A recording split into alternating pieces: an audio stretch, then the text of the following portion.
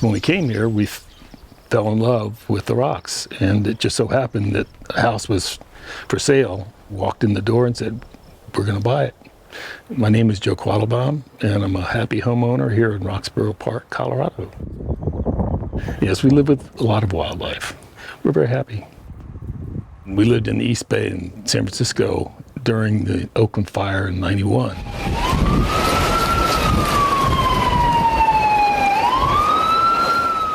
I was unfortunate enough to be on the wrong side of the mountain when the fire started, and it took me an hour and a half to get home, thankfully. But that trip was scary enough, and if the wind hadn't changed, our home would have been burned to the ground.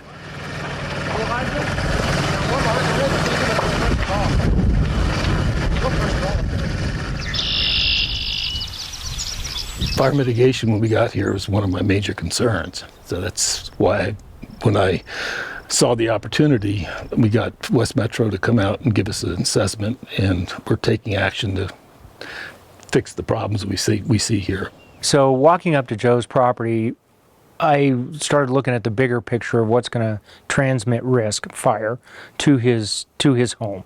In Joe's particular case, has quite a bit of gamble oak immediately close to his home, a big old ponderosa pine tree in the front that is within 10 feet of his home, that is depositing needles several months out of the year, especially into gutters along the roof line.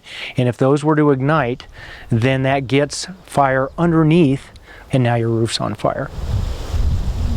Some of it can be more of a maintenance type of thing, clearing out the gutters, checking out what's on your deck, what's under your deck, things that are immediately around the home that might be combustible.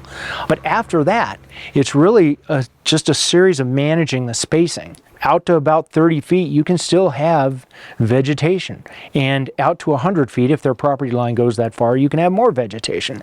What we don't want is crown fire coming within 100 feet of the home, and we don't want low-intensity surface fire contacting the structure. So if we can stop all of that, then the only other thing we got to worry about is embers coming in, because we know statistically that 90% of the homes that ignite in wildfire ignite from embers. So then that's a question of managing what's on the structure and immediately around it.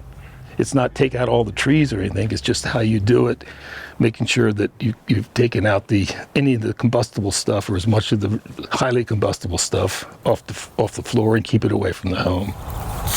It's in their best interest to do this work and work with us, help them.